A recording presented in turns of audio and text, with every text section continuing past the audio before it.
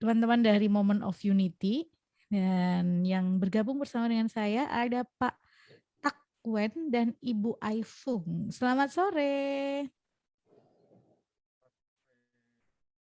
Oke, saya belum mendengar suaranya, Pak. Sepertinya ada persoalan atau permasalahan di mana gitu. Iya, dicoba lagi.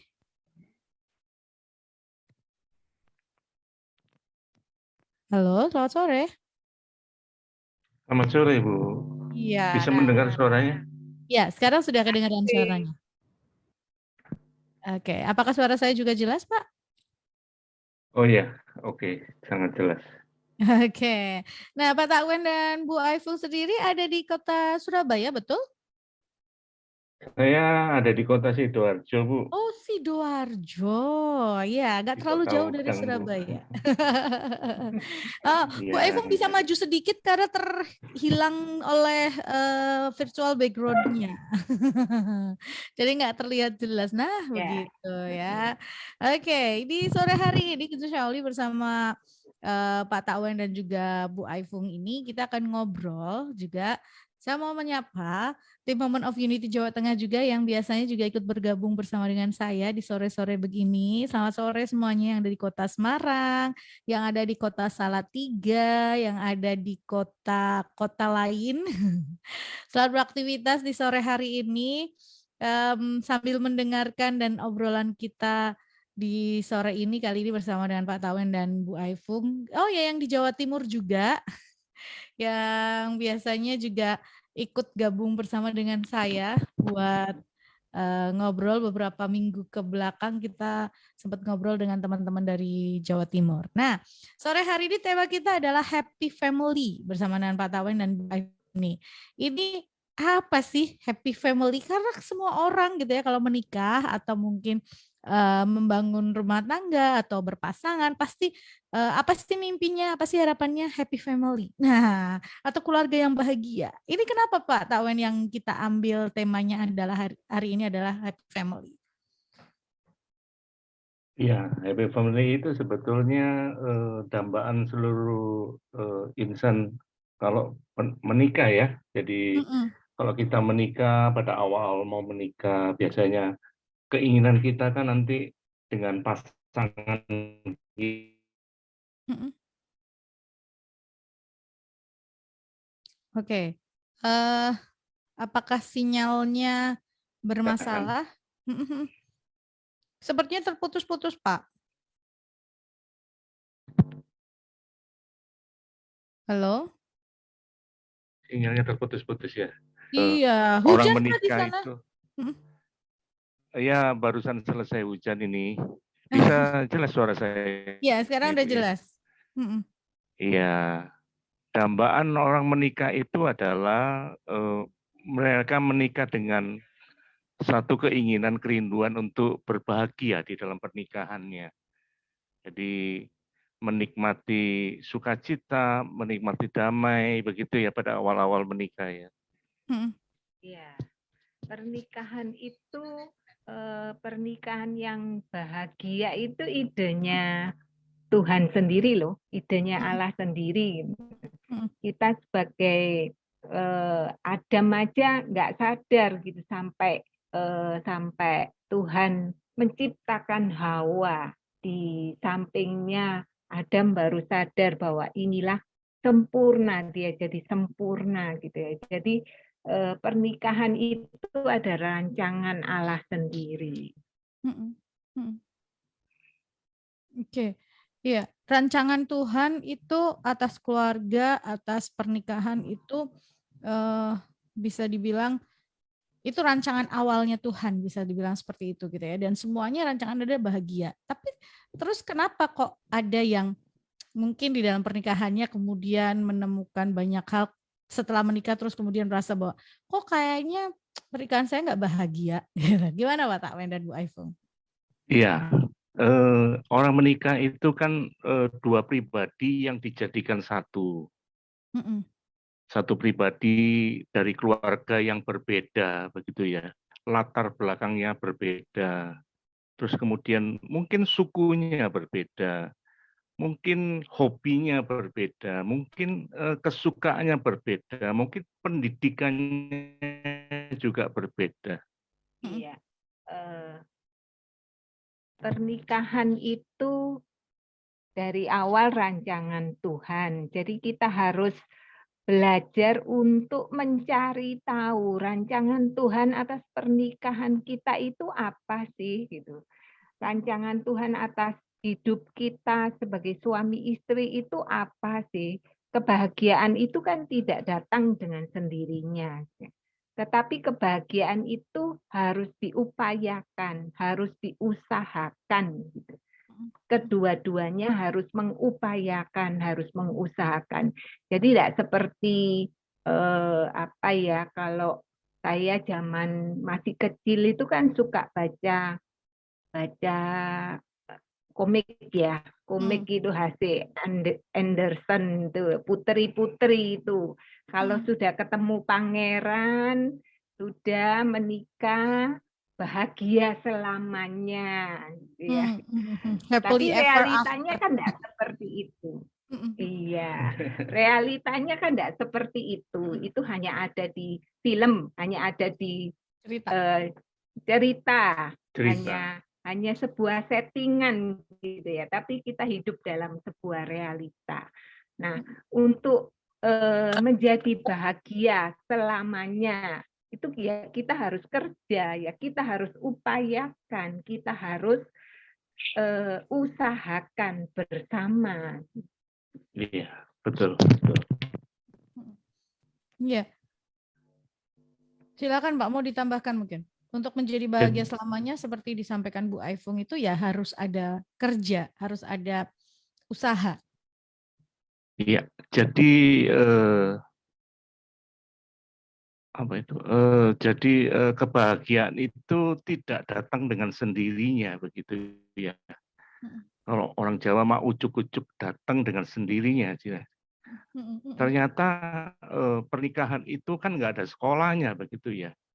Ketika kita masuk di dalam pernikahan itu, mungkin saya mendengar banyak sekali orang berkata, "Lu ternyata kamu ya setelah menikah itu kamu seperti ini ya." Kadang-kadang terkaget-kaget dengan itu ya. Jadi kita di dalam pernikahan yang tadi saya sampaikan, kita terdiri dari dua pribadi yang dijadikan satu oleh Tuhan di dalam satu lembaga yang namanya pernikahan, gitu ya.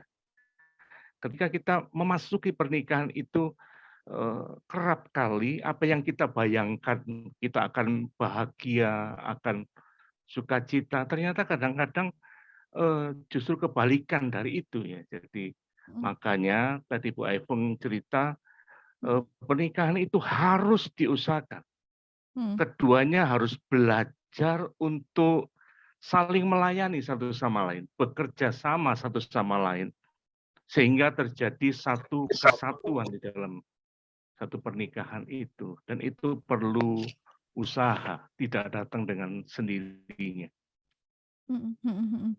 Ya, tidak datang dengan sendirinya, harus diusahakan. Nah, sebetulnya usaha apa sih yang harus dikerjakan oleh pasangan suami istri ini untuk mendapatkan pernikahan yang bahagia? Karena gitu ya, kadang-kadang kan merasanya gitu ya, dari pacaran nih misalnya, dari pacaran nanti kalau aku sudah menikah aku pasti bahagia gitu ya, bayangannya seperti itu. Tadi seperti Bu Evung sampaikan, gambaran yang terbayang dan tertanam di dalam benak itu adalah tentang cerita-cerita dongeng bagaimana setelah menikah itu mereka akan bahagia selamanya, happily ever after gitu ya.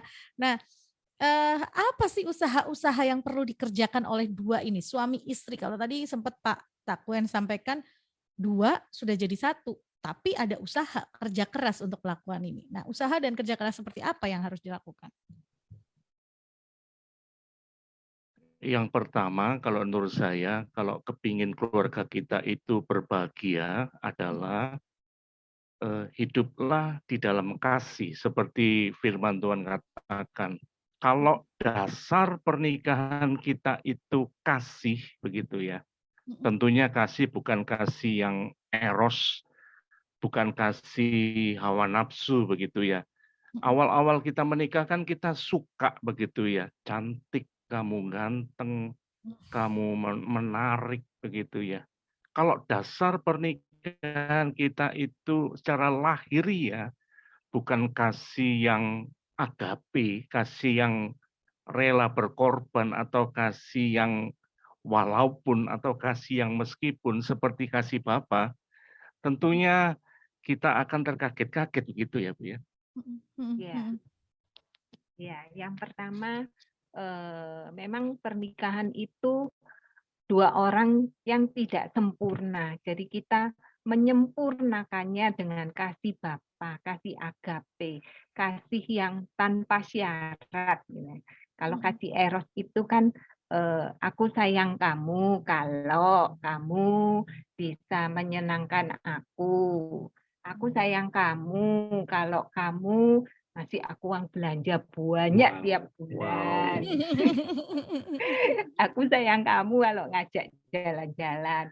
Tetapi di dalam pada saat kita sudah diberkati, pada saat kita sudah disatukan, hendaknya kasih kita diubahkan gitu ya, menjadi kasih agape. Dalam perjanjian pernikahan kita pun kita mengatakan aku mengasihimu dalam keadaan suka maupun duka, susah, senang, sehat, sakit. Syarat-syarat yang diajukan itu kan bukan syarat. Kalimat-kalimat yang janji-janji yang diucapkan itu kan tidak menunjukkan aku sayang kamu kalau kamu sehat. Aku sayang kamu, tidak menunjukkan satu keberuntungan untuk salah satu pihak gitu ya. Tetapi menerima apa adanya. Aku mengasihi kamu meskipun kamu masih suka marah. Aku mengasihi kamu meskipun kamu masih banyak kekurangannya, banyak kelemahannya. Dan itu sebuah proses. Pernikahan itu kan sebuah perjalanan ya. Perjalanan kita berdua gitu ya, menuju kepada kesempurnaan. Dua orang yang tidak sempurna berjalan bersama-sama menuju kepada kesempurnaan, dan dalam perjalanan itu kita diproses, kita sama-sama diproses dan disempurnakan satu sama lain gitu ya. Iya. Yang pertama, hiduplah di dalam kasih, dan kasih ini kasih yang seperti kasihnya Tuhan, bukan yang mengasihi kalau ada sesuatu gitu ya, tetapi kasih yang meskipun gitu ya, meskipun kamu seperti ini aku tetap mengasihi kamu. Nah, ini memang apa ya, kalau diomongin mungkin 5 menit selesai, tetapi ketika dilakukan belajarnya itu bisa menjadi sebuah proses seumur hidup ya Pak Takwen ya, dan Bu Aifung ya. Betul Bu Ningrum, betul sekali. Jadi pernikahan itu mencocokkan dua pribadi itu seumur hidup ya, begitu ya. Jadi kerap kali kadang-kadang di dalam perjalanan pernikahan kita kan tidak selalu suka terus gitu, tidak selalu seneng terus ya, tidak seperti jalan tol mulus begitu ya. Kadang-kadang di tengah pernikahan kita itu hal yang gelap begitu ya.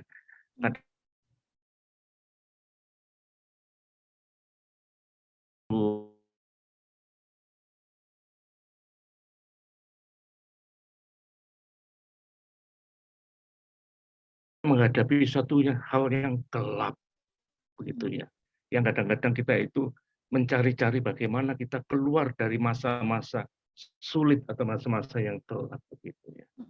Itu perlu kesatuan, perlu mencocokkan terus-menerus dalam pernikahan. Jadi kebahagiaan itu nggak bisa instan seperti orang bikin mie instan begitu ya.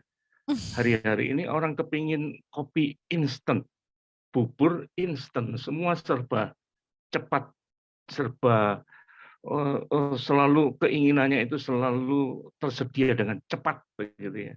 Kan kadang-kadang pernikahan kita nggak bisa seperti itu, seperti mie instan gitu yang harus cepat. Waduh, aku bahagia simsalabim. Ternyata di dalam pernikahan kita itu ada perjuangan terus-menerus yang harus kita lakukan. Iya, ada perjuangan yang terus-menerus harus dilakukan. Nah, itu yang pertama ya Pak ya. Yang ada selanjutnya? Ya, yang pertama sih kadang-kadang ada sih selanjutnya ya. Memang yang utama di dalam kasih itu adalah kita harus taat dan tunduk pada otoritas firman ya. Jadi seperti firman Tuhan ngomong, hai suami kasihlah istrimu sebagaimana Kristus telah mengasihi. Suami sebagai suami, kalau kita firman Tuhan katakan suami harus betul-betul mengasihi istrimu, itu artinya betul-betul kita harus tunduk pada otoritas firman, sehingga bukan sekedar firman itu bukan sekedar lewat di telinga saja, tetapi betul-betul diresponi dengan benar, sehingga kasih itu betul-betul melembaga dalam kehidupan kita. Bukan sekedar cerita atau bukan sekedar keinginan, tetapi betul-betul kita lakukan, mengasihi istri meskipun kadang-kadang ada hal-hal buruk yang kita lihat dari istri kita. Ternyata istri kita ada kesalahan demi kesalahan. Mungkin ya dalam kehidupan kita mungkin terlalu banyak bicara, terlalu banyak keinginannya harus didulukan dan sebagainya. Kita harus betul-betul mengasihi istri kita apa adanya. Bukan sekedar kelebihannya juga, tetapi kekurangannya juga.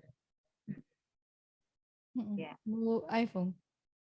Ya, kalau istri kan kalau dengan kasih agape itu dikatakan di firman Tuhan, hai istri tunduklah kepada suamimu seperti kepada Tuhan. Karena suami adalah kepala istri. Ya. Untuk wanita-wanita yang mandiri, yang mungkin sekarang kan zaman sekarang, eranya sekarang banyak wanita-wanita mandiri, wanita-wanita yang bekerja, bahkan gajinya bisa lebih tinggi dari suami. Mungkin untuk mengaplikasikan firman ini sulit gitu ya, tetapi firman Tuhan adalah ya dan amin. Mau nggak mau, istri harus tunduk kepada suami. Tunduk bukan berarti untuk ditindas, tunduk bukan berarti untuk gencet, enggak punya suara, enggak punya apa-apa, bukan. Maksudnya bukan itu. Tetapi penundukan diri kepada suami, belajar untuk menaklukkan diri, enggak mudah gitu ya. Apalagi untuk wanita-wanita yang mandiri gitu ya. Saya tahu itu enggak mudah gitu ya.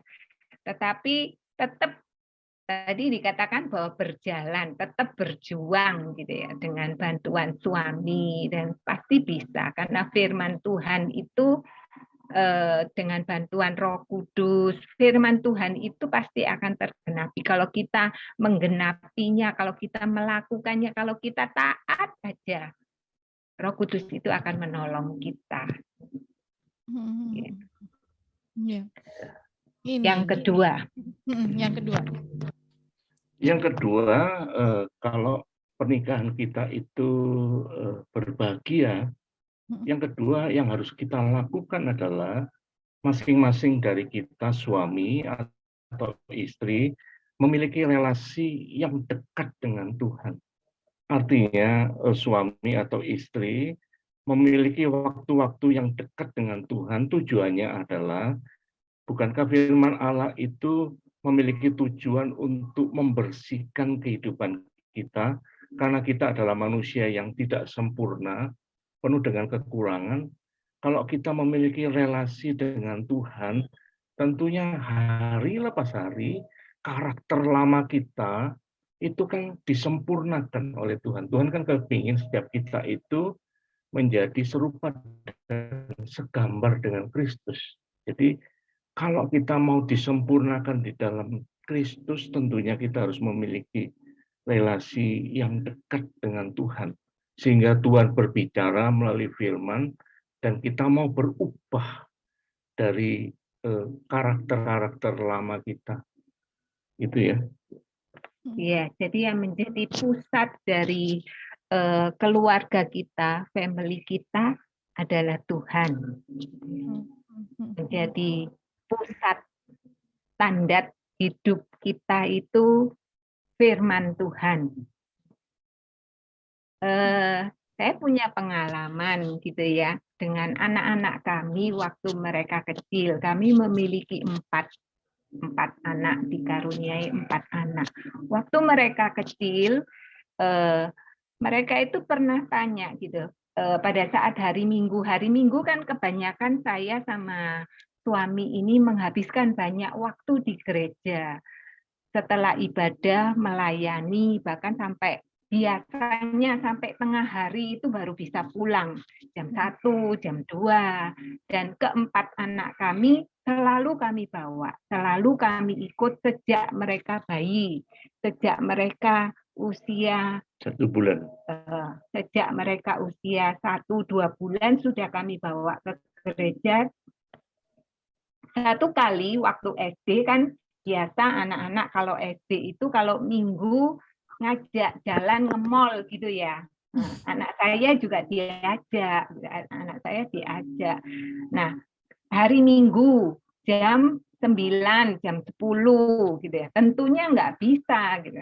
Kami bilang kita ke gereja, nggak bisa. Kenapa? Anak saya semuanya empat di masanya mereka sendiri-sendiri itu pernah bertanya, kenapa temanku boleh, aku kok nggak boleh?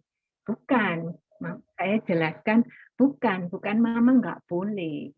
Tapi hari itu kita harus beribadah, kita harus ada di gereja, kita harus mengutamakan Tuhan, bukan mengutamakan jalan-jalan. Kenapa kok jalan-jalan nggak boleh? Loh boleh, kalau kamu perginya sore, papa mama bisa anter. Tetapi kalau jam-jam ibadah, jam-jam pelayanan, ya jelas papa mama akan bilang nggak bisa, I'm sorry nggak bisa. Kamu harus ada bersama papa mama gitu ya di gereja karena usianya masih belum bisa dilepas. Gitu ya. Dan kami juga jelaskan kenapa kok temenmu boleh, kamu nggak boleh misalnya pakai baju yang terlalu terbuka, terlalu pendek atau apa. Ya kita jelaskan bahwa tubuhmu itu bait Allah. Papa mama mendidik kamu dengan standar firman Tuhan, bukan standar dunia. Dan firman Tuhan katakan apa tentang tubuhmu? Firman Tuhan katakan apa tentang perilakumu? Yaitu yang papa mama ajarkan. Nah, empat-empatnya pernah protes gitu ya. Kok mereka beda gitu dengan teman-temannya. Ya kami jelaskan bahwa standar hidup keluarga kita termasuk papa mama adalah firman Tuhan.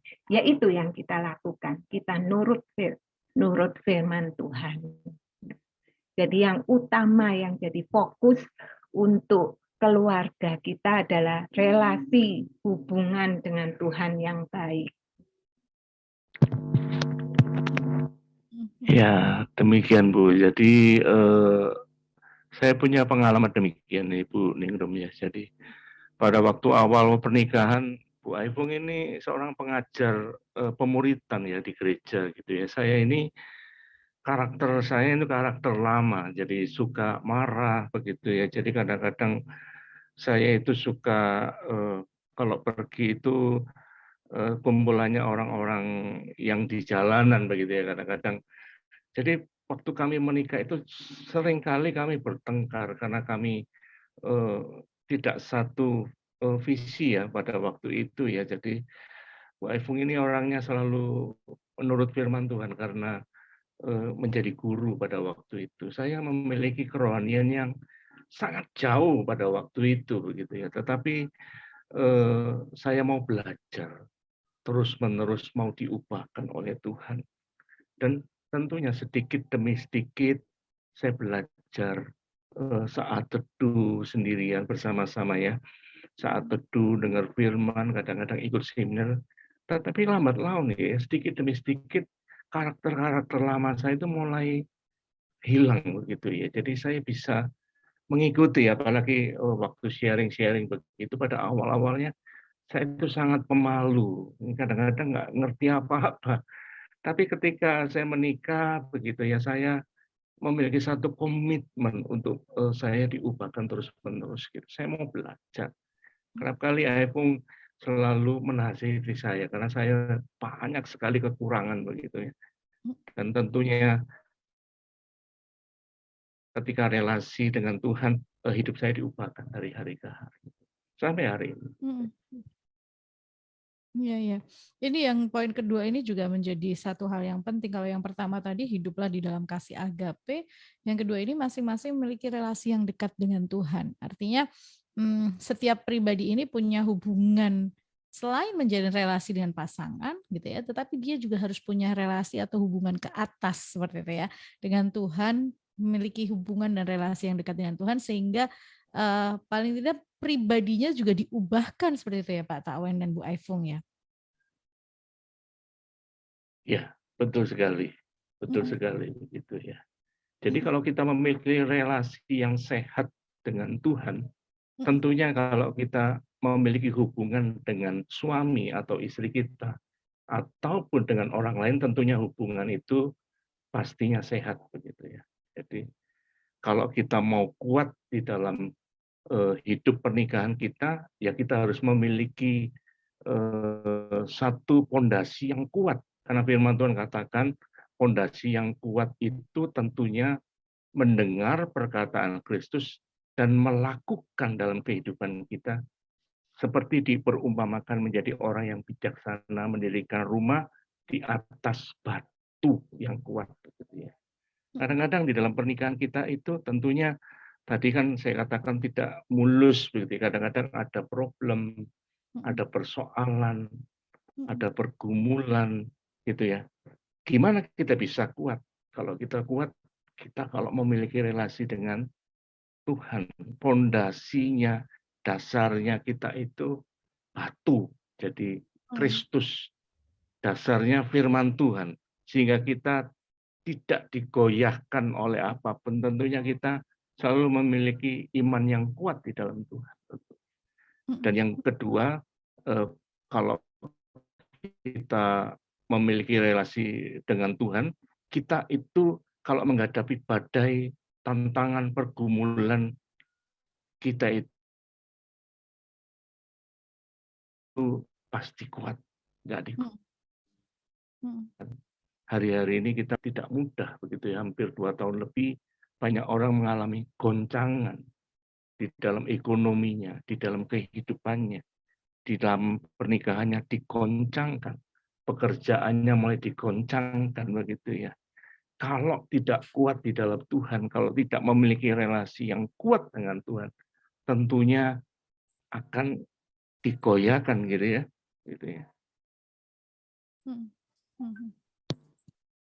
Ya, ini menjadi satu hal yang bisa dibilang pembelajaran gitu ya buat Anda gitu Shelly. Bukan hanya buat yang mungkin sudah menikah, tetapi mungkin yang sedang merencanakan pernikahan, yang hari-hari ini sedang merencanakan, paling tidak kita tahu apa sih yang harus kita bangun sehingga kita nantinya akan memiliki happy family, keluarga yang bahagia gitu ya. Kalau tadi itu apa yang harus kita kerjakan untuk kita mendapatkan itu ya. Tujuannya adalah happy family gitu kan. Tadi hidup dalam kasih, punya relasi dengan Tuhan, tunduk pada firman Tuhan gitu kan. Kita memiliki pondasi yang kuat di dalam Tuhan sehingga apapun yang terjadi kita bisa. Nah, tadi kalau yang disampaikan banyak kan gitu ya, pasangan-pasangan yang ketika menikah, kalau minggu lalu kita ngomongin tentang ternyata pasanganku gitu ya. Ternyata pasanganku seperti ini, ternyata tidak seperti mimpi, tidak seperti bayangan. terus kemudian merasa bahwa terus gimana ya gitu ya, saya harus apa ya, memperjuangkannya bagaimana. Saya kemarin habis dapat pertanyaan begini Pak Takwen dan Bu Aifung. Jadi ada seorang yang bertanya kepada saya, ketika saya menghadapi pasangan saya yang ternyatanya begitu banyak, katanya gitu ya. Apa ya yang bikin saya bisa tetap bertahan? Kalau saya bilangin dia marah. Tapi kalau nggak saya bilangin kok saya lama-lama kesel, kayak gitu. Nah kalau menurut Pak Takwen dan Bu Aifung apa yang sebetulnya harus dilakukan oleh pasangan-pasangan ini? Karena seperti yang Pak Takwen sampaikan, 2 tahun masa pandemi ini semakin membuat sesuatu yang apa ya, kalau dulu sempat ada yang mengatakan yang tadinya retaknya nggak kelihatan, sekarang jadi retaknya kelihatan jelas karena ketemu setiap hari, waktu ketemunya lebih banyak gitu ya, interaksinya lebih intens misalnya, yang dulu mungkin ketemu karena kerja gitu ya dan lain sebagainya nggak terlalu sering, tapi karena 2 tahun ini waktunya lebih banyak, terus kemudian ada hal-hal seperti ini terjadi. Menurut Pak Takwen dan Bu Aifung seperti apa sebetulnya yang harus dilakukan? Yang harus dilakukan adalah ini yang nomor 3 ya Bu ya, kita masuk Oke. ke nomor 3 begitu ya. Jadi kita melihat pasangan kita itu jangan dari sudut pandang manusia begitu ya. Kita melihat pasangan kita itu dari sudut pandangnya Tuhan sendiri gitu ya. Tadi seperti saya katakan, manusia itu tidak ada yang sempurna begitu ya. Instan langsung sempurna tentunya nggak bisa begitu ya. Kalau kita mau melihat sudut pandang dari Tuhan, tentunya kita itu jangan melihat kekurangannya pasangan kita terus. Kalau fokus kita hanya melihat kelemahan pasangan kita, melihat kekurangan pasangan kita, tentunya kita akan frustasi ya, karena istri kita atau suami kita itu nggak sempurna, pasti punya banyak kekurangan begitu ya. Dan tentunya kalau kita melihat itu saja, kita pasti akan tidak merasakan damai ya, tidak merasakan kebahagiaan itu sendiri gitu ya. Kebahagiaan itu kan kita sendiri yang bisa bikinkan begitu ya, bukan dari orang lain begitu ya. Kalau kita melihat dari sudut pandang Tuhan, seperti tadi yang pertama kita melihat dengan kasih-Nya Tuhan, tentunya kalau kita melihat kekurangan dari pasangan kita, kita belajar untuk menutupi kekurangan kita begitu ya. Jadi kita tutupi begitu ya. Kita perbedaan itu tentunya nggak bisa hilang gitu ya dengan sekejap begitu. Tentunya kita belajar untuk saling memahami satu sama lain kekurangannya. Pahami kekurangan kita. Kalau kita menuntut pasangan kita, tentunya kita nantinya akan dituntut oleh pasangan. Sama-sama menuntut begitu ya. Kalau di MOU dikatakan demikian, perubahanku adalah tanggung jawabku. Perubahannya atau perubahan pasangan kita, perubahan suami kita, perubahan istri kita itu aku percaya kepada firman-Nya. Gitu ya. Jadi yang penting itu kita dulu yang berubah. Gitu ya. Kadang-kadang kita itu kepinginnya menuntut pasangan kita itu menjadi seperti yang kita inginkan, seperti yang kita harapkan.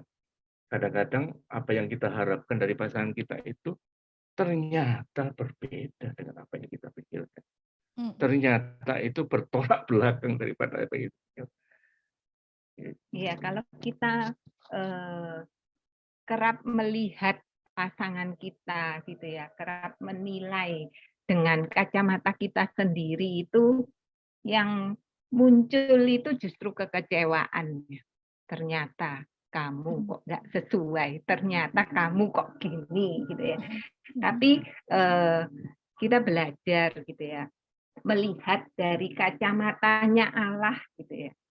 Betapa seringnya kita itu melihat pasangan kita itu di dalam hati dengan harapan yang besar bahwa pasanganku itu akan menjadi baik, menjadi sempurna, menjadi hebat seperti pasangan yang itu loh, seperti suaminya itu loh, si itu loh gitu ya. Saya pun juga melakukan hal seperti itu gitu ya.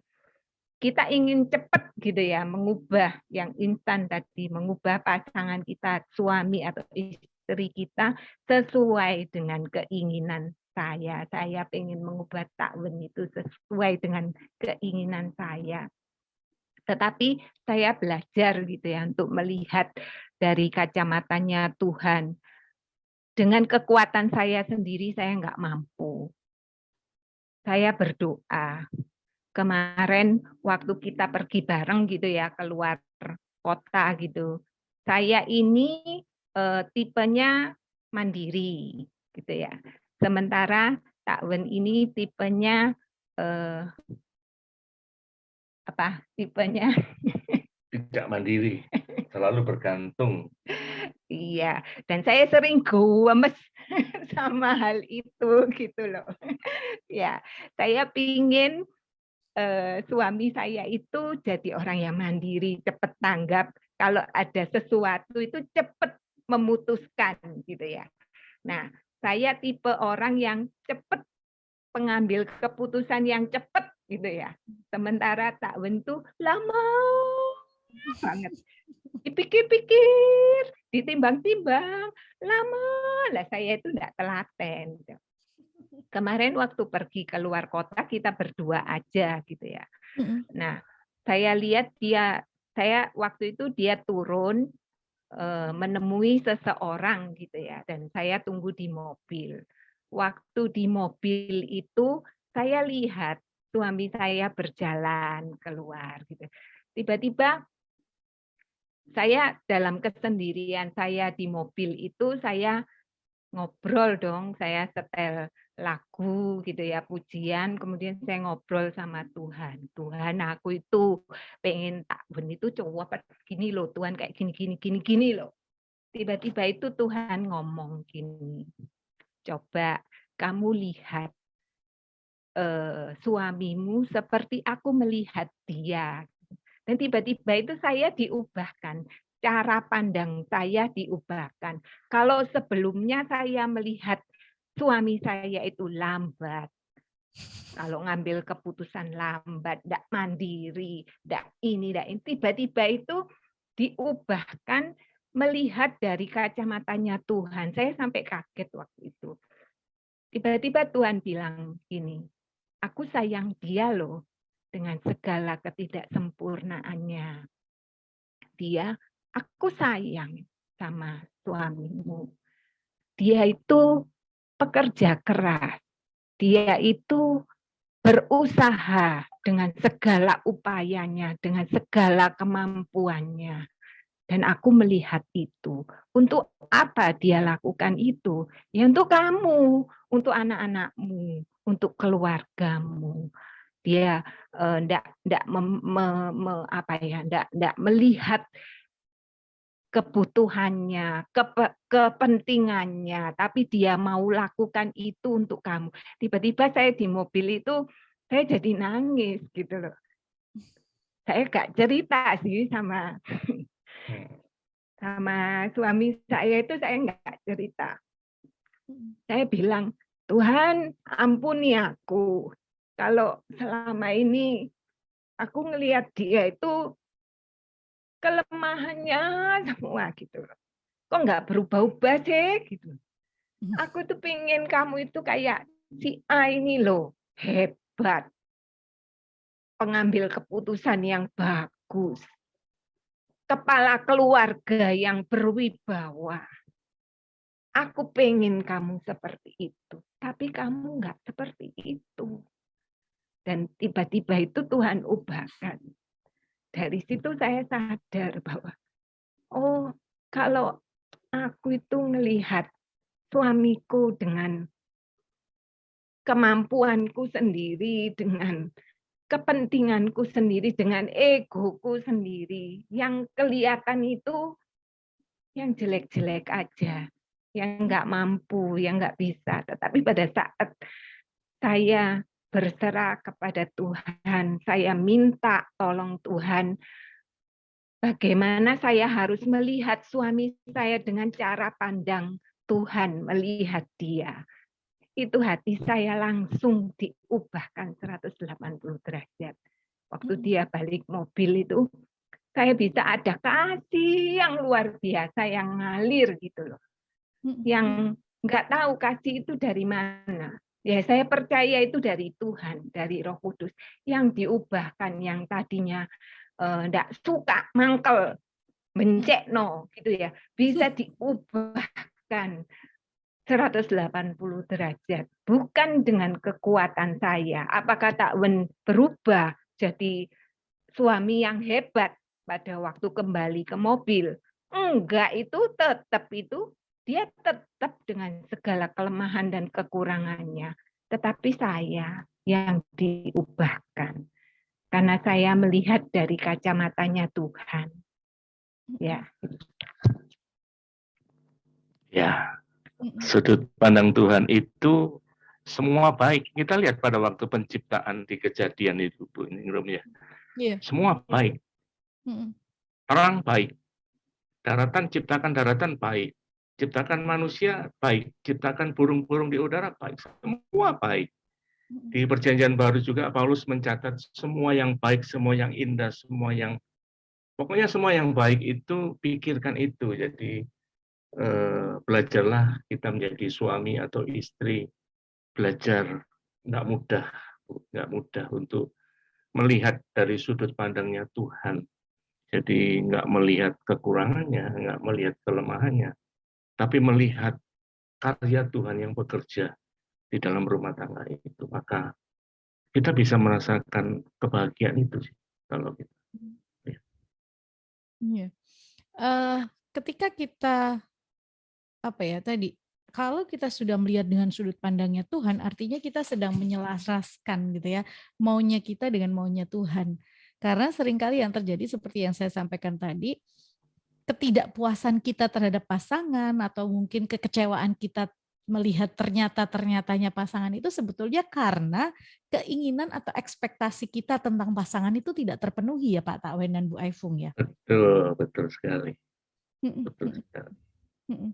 Padahal kan sebetulnya bukan keinginan atau ekspektasi kita, tetapi sebetulnya seperti apa keinginan atau kehendak Tuhan sebetulnya atas diri kita juga atas diri pasangan. Ini yang harus disadari oleh setiap pasangan sebetulnya ya Pak Takwen dan Bu Aifung. Betul sekali sih.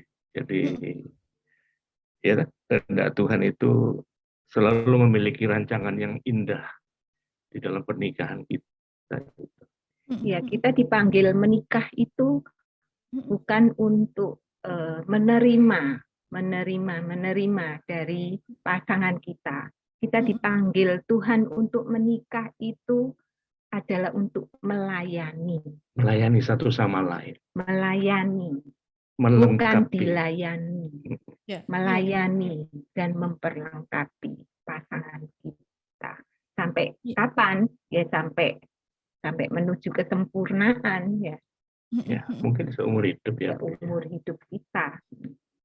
Iya, artinya cara atau pola pikirnya harus dirubah, gitu ya. Mindsetnya harus dirubah. Kalau sebelumnya kita menikah karena kita merasa bahwa nanti kalau menikah saya kan senang, saya kan mendapatkan pasangan, saya nanti akan dapat, gitu ya. Tapi bukan seperti itu sebetulnya. Pola pikirnya ketika saya menikah, saya akan memberi apa nih kepada pasangan sehingga akhirnya nggak ada kekecewaan karena kita nggak dapat sesuatu, seperti itu ya. Iya, betul. Betul sekali, Bu. Betul sekali. Nah, ini yang mungkin selama ini kan sebetulnya tadi ya, kalau ada yang kok ternyata menikah seperti ini, gitu ya, kok ternyata menikah tuh bukan kebahagiaan didapat misalnya. Ini kan sebetulnya sebuah ekspresi bentuk kekecewaan karena ekspektasinya tidak sama seperti realita yang terjadi. Ekspektasinya ternyata nggak sama seperti kejadiannya gitu ya. Bayangan tidak seindah kenyataan gitu ya. Bayangannya ternyata kenyataannya nggak seindah bayangan nih gitu ya. Nah, justru ini yang kemudian harus dirubah pola pikirnya ininya gitu ya. Seperti di awal sekali tadi kita sampaikan Pak Takwen dan Bu Aifung, kebahagiaan itu kita ciptakan. Tidak datang dengan sendirinya, tidak datang dengan otomatis, tetapi harus diusahakan. Salah satu bentuk usahanya ya ini tadi, mengubah mindset, mengubah cara pandang, mengubah pola pikir, sehingga kemudian akhirnya kita bisa menerima bahwa perkawinan ini bukan tempat kita menerima sesuatu, tapi perkawinan ini tempat kita memberi atau melayani pasangan. Seperti itu ya. Betul sekali. Betul sekali. Iya. Tapi kalau kita sudah tahu ini ya Pak, tetap masih ada gesekankah atau mungkin konflik-konflik yang terjadi? Karena kadang-kadang orang membayangkan ya, happy family itu artinya kayak tadi yang Bu Aifung sampaikan dari dongeng-dongeng itu, bayangannya nggak ada pertengkaran, nggak ada konflik, nggak ada selisih pendapat gitu. Atau sebetulnya happy family mungkin juga masih bisa terjadi tadi proses-proses penyesuaian, proses-proses penyamaan persepsi dan lain sebagainya. Gimana Pak Takwen? Ya, gesekan-gesekan itu kan selalu ada. Jadi karakter kita kan berbeda. Banyak sekali perbedaan begitu ya. Jadi kalau kita sudah memahami satu sama lain, sudah mengerti satu sama lain, tentunya gesekan itu akan dikurangi ya Bu ya. Akan berkurang dengan sendirinya begitu ya. Kalau kita bisa ngampuni, kalau kita bisa melihat kelebihannya, bukan kekurangannya, begitu ya. Suka memuji pasangan kita daripada mencemooh atau mengomel terhadap kekurangan, tetapi memuji apa yang dia lakukan. Kadang-kadang tentunya itu akan mengurangi setiap gesekan, begitu ya. Tentunya dalam hidup pernikahan kita itu rasanya kok enak-enak saja begitu ya, enjoy, tenang begitu ya. Kadang-kadang kebahagiaan itu nggak perlu kita harus pergi tur ke luar negeri begitu ya. Ketika kita ada di rumah gitu ya, kita bisa ciptakan kebahagiaan kecil. Ketika kita ngumpul bareng dengan anak-anak pada waktu kecil gitu ya, kita bisa main kuda-kudaan dengan teman anak-anak saya pada waktu itu. Senangnya minta ampun gitu ya. Jadi kebahagiaan itu sebetulnya sederhana begitu ya. Kalau kita bisa memahami satu sama lain. Kalau kita ada salah, saya maaf ya, minta ampun ya. Dan istri saya kalau mengampuni saya, tentunya ada damai begitu yang mulai keluar dari kehidupan kita. Bukan berarti kalau kita sudah menerapkan firman Tuhan nggak ada gesekan.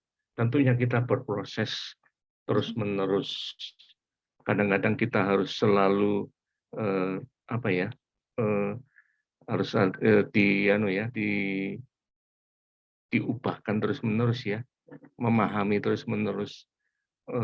Kadang-kadang bisa menerima kekurangan terus-menerus itu ya menurut saya. Ya, iya, Bu karena Aifung kan nggak ada yang sempurna ya. Meskipun kita itu sudah ngerti firman Tuhan, sudah melakukan firman Tuhan, tetapi kesempurnaan itu hanya milik Tuhan. Kita itu pasangan yang tidak sempurna, yang sama-sama berproses, sama-sama meskipun kita sudah melakukannya, bedanya adalah pada saat kita melakukan firman Tuhan, bedanya konflik itu bisa diatasi dengan damai.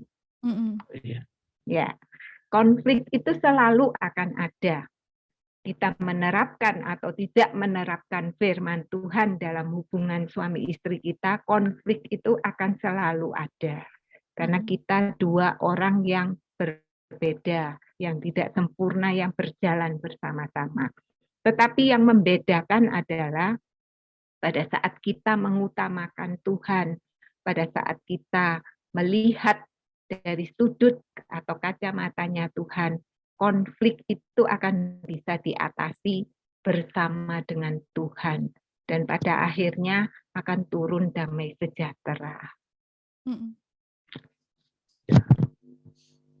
Ya, jadi ini menjawab pertanyaan gitu ya, bagaimana walaupun konflik tetap ada, tetapi ketika kita melihat dari sudut pandang Tuhan, kita bisa menyelesaikannya dengan baik, dengan benar gitu ya. Karena sekali lagi konflik itu jangan dipandang sebagai sebuah masalah, konflik itu adalah tempat untuk berproses.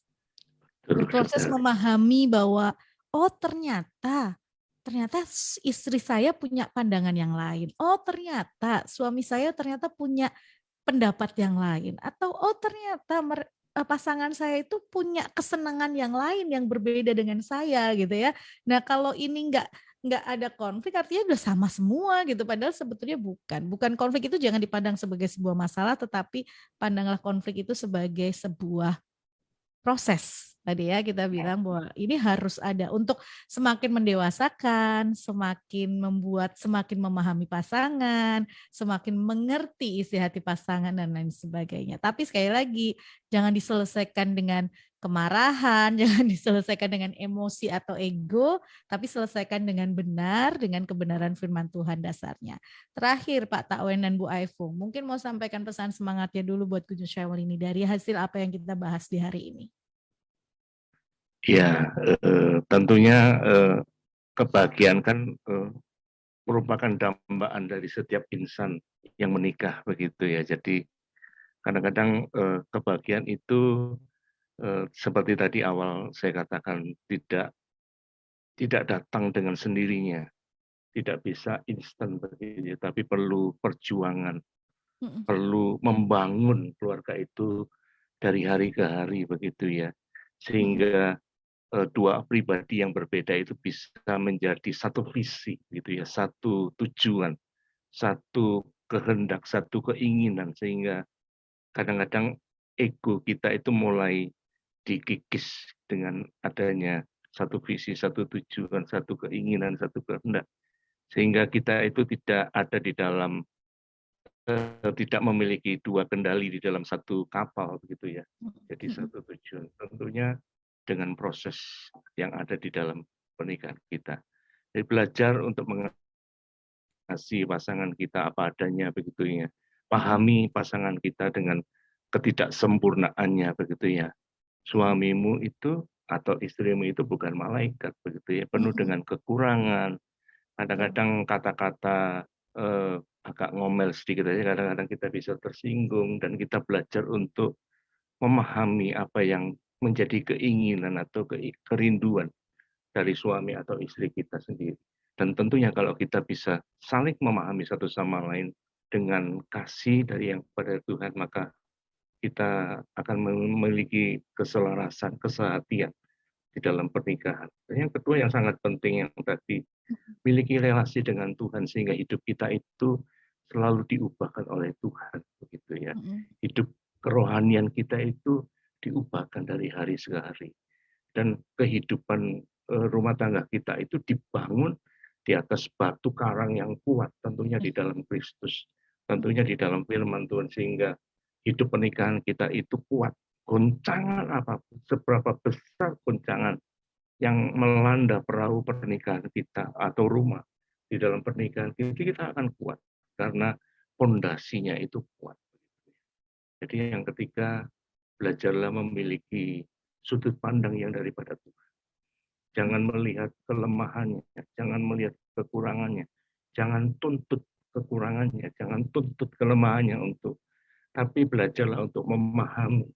Jadi belajar untuk kita berubah lebih dahulu daripada pasangan kita. Sehingga lambat laun pasangan kita itu tentunya pasti berubah juga begitu ya. Itu sih yang jadi ya. Mungkin Pak Ibu bisa namanya. Ya, ayo kita sama-sama gitu ya. Happy family bukan hal yang tidak mungkin. Itu mungkin dan bisa terjadi kalau kita mengubah, tadi kata Bu Ningrum, mengubah mindset kita sesuai dengan firman Tuhan. Yuk sama-sama, saya dan Takwen juga berproses, berjalan ke arah sana gitu ya. Mari kita sama-sama berproses, berjalan sama-sama dalam ketidaksempurnaan kita, biar Tuhan yang menyempurnakan.